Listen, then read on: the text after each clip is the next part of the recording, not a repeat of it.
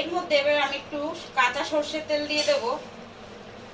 যে টমেটো গুলোকে আমি কুচিয়ে রেখেছিলাম এগুলোকে এবার আমি উপর থেকে ছড়িয়ে দেবো।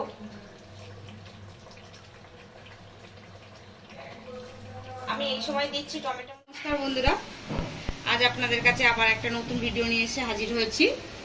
তো আজকে দেখাবো আমি পাবদা মাছ। তা পাবদা মাছের ঝাল, তেল ঝাল করব আমি পাবদা মাছের। এর জন্য আমি পাবদা মাছ নিয়েছি। দেখুন, পাবদা মাছটাকে আমি নিয়ে এসে ভালো করে ধুয়ে নিয়েছি। আর নিয়েছি পেঁয়াজ কুচি,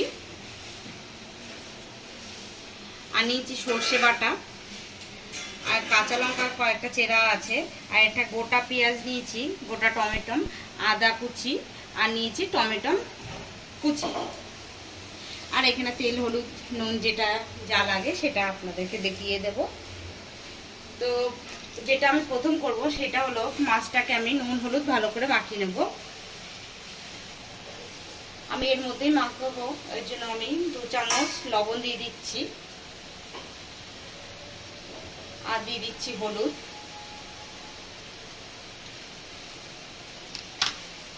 তো এটাকে আমি হাতের সাহায্যে ভালো করে মেখে নেব। পাবদা মাছ একটু নরমই হয়। তো এখানে আমার নুন হলুদ মাখানো হয়ে গেছে। এটাকে এবার আমি 10 মিনিটের জন্য রাখবো। তো আমি 10 মিনিট পরে ফিরে এলাম। আমি এখানে কড়া বসিয়ে দিয়েছি, কড়াটা আমার গরম হয়ে গেছে। এবার কড়াতে আমি দিয়ে দেবো সর্ষের তেল মাছটা ভাজার জন্য।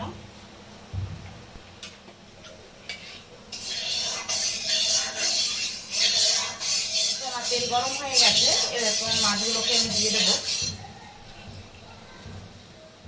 একটা একটা করে আমি মাছগুলোকে দিয়ে দিচ্ছি।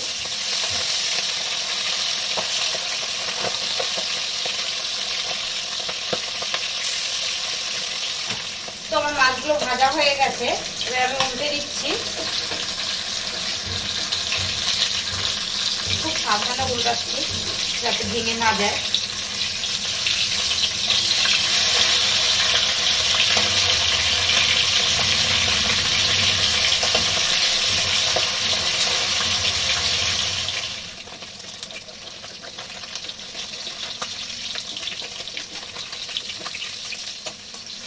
আমার মাছগুলো ভাজা হয়ে গেছে, এবার আমি তুলে নিচ্ছি।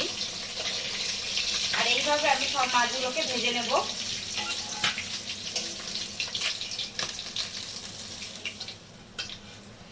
দেখুন, আমি এইভাবে মাছগুলোকে সব ভেজে নেব, যা বাদ বাকি মাছ আছে। তো বন্ধুরা দেখুন, আমার মাছ ভাজা সব কমপ্লিট। এবার কড়াতে আমি আর একটু তেল দিয়ে দেবো।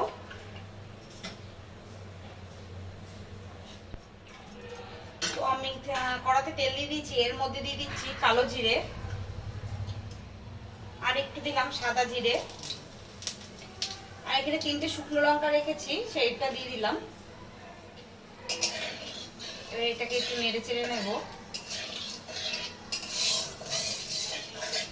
তো আমি যেগুলো ফোড়ন দিয়েছিলাম সেগুলো আমার ভাজা হয়ে গেছে। এর মধ্যে দিয়ে দেবো যে পেঁয়াজগুলোকে আমি কুচিয়ে রেখেছিলাম সেইগুলোকে আমি দিয়ে দিচ্ছি।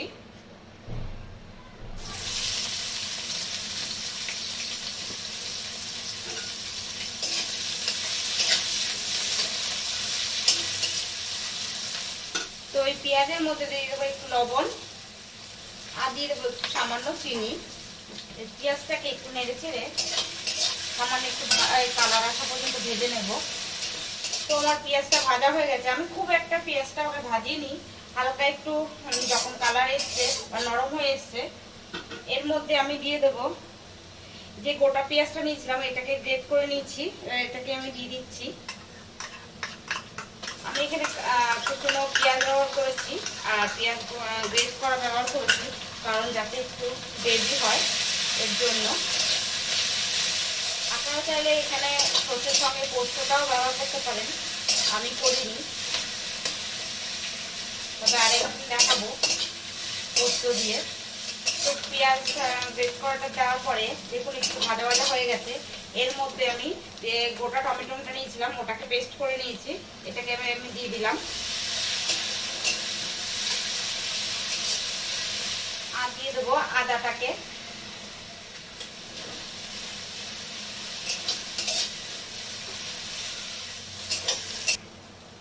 এর মধ্যে দিয়ে দেবো আমি আর একটু লবণ। দিয়ে দেবো হলুদ,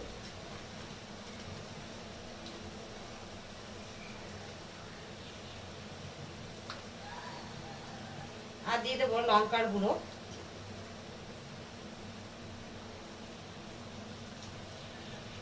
আর সামান্য জিরের গুঁড়ো।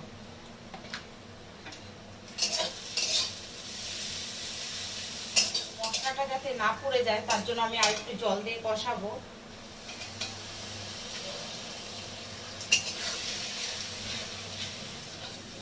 দেখুন আমার মশলাটা কষানো হয়ে গেছে। এর মধ্যে দিয়ে দেবো আমি সর্ষে। আমি এটা সর্ষে পাউডার ব্যবহার করেছি। সর্ষে পাউডারটা নিয়ে আমি গরম জলে হালকা ভিজিয়ে নিয়েছি, আর সামান্য লবণ দিয়ে। আপনারা চাইলে সর্ষে বাটা ব্যবহার করতে পারেন, আমি এখানে পাউডারটা ব্যবহার করেছি। বাটিটাকে ধুয়ে একটু সামান্য জল দিয়ে দিলাম। এটাকে সিমে আছে আমি কষিয়ে নেবো আরেকটু। তো দেখুন এখানে আমার মশলা কষানো কমপ্লিট। তো মশলা থেকে তেলও ছেড়ে দিয়েছে, এতে বোঝা যাচ্ছে আমার মশলা কষানো কমপ্লিট। এবার আমি জল দিয়ে দেবো।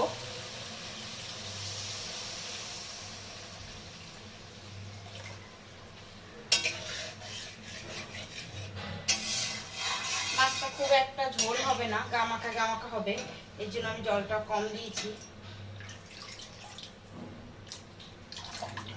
তো আমি যে কাঁচা লঙ্কাগুলোকে চিড়ে রেখেছিলাম এবার এইগুলোকে দিয়ে দেবো।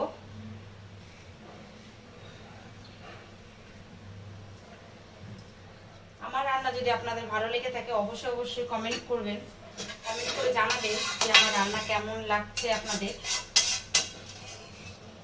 তো ঝোলটা ফুটে উঠলে আমি মাছগুলোকে দিয়ে দেব। ঝোলটা ফুটে ওঠার অপেক্ষায় রইলাম। তো ঝোলটা ফুটে উঠেছে, এবার আমি মাছগুলোকে দিয়ে দেব।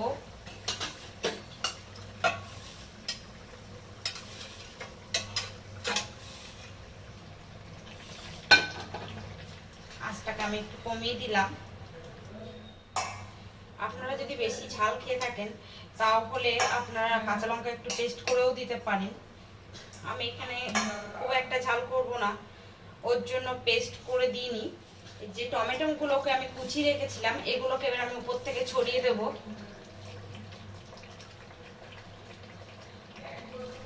আমি এই সময় দিচ্ছি টমেটোগুলো যাতে টমেটোগুলো পুরোপুরি গলে না যায়।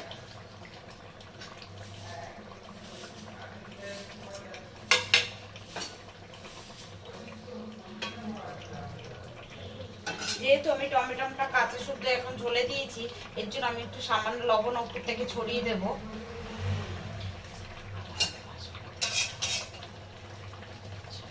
এর মধ্যে এবার আমি একটু কাঁচা সর্ষের তেল দিয়ে দেব। যে কোনো রান্নায় আপনি যে মাছে বা কোনো রান্নাতে যদি সর্ষে ব্যবহার করেন লাস্টে যদি একটু কাঁচা সর্ষের তেল দেন খুব ভালো লাগে খেতে। এর টেস্টটা বা গন্ধটা খুবই সুন্দর আসে। আগেই বলেছি বেশি আমি ঝোল করিনি, কারণ পাবদা মাছের খুব একটা ঝোল ভালো লাগে না। আর যে টমেটোগুলো আমি দিয়েছিলাম সেগুলো দেখুন এই সেদ্ধ হয়েও গেছে। রান্না কমপ্লিট। এবার আমি মাছটাকে নামিয়ে নেব। যদি আবারও আপনাদেরকে বলছি যদি আমার রান্না ভালো লেগে থাকে অবশ্যই লাইক করবেন, শেয়ার করবেন, আর কমেন্ট করে জানাবেন আমার রান্না কেমন লাগছে। খারাপ হলেও আমাকে বলবেন, আর যদি ভালো লেগে থাকে অবশ্যই বলবেন। তো আজ এই পর্যন্ত। প্রিয় দর্শক, আমি যখন দর্শক রহস্যের শুরু কিন্তু সেখানে দেখতে হলে চোখ রাখুন। ডিয়ার ভিউয়ার্স, জানতে হলে চোখ রাখুন আমার চ্যানেলে, সাবস্ক্রাইব করুন, লাইক কমেন্ট করে বন্ধুদের মাঝে ছড়িয়ে দিন।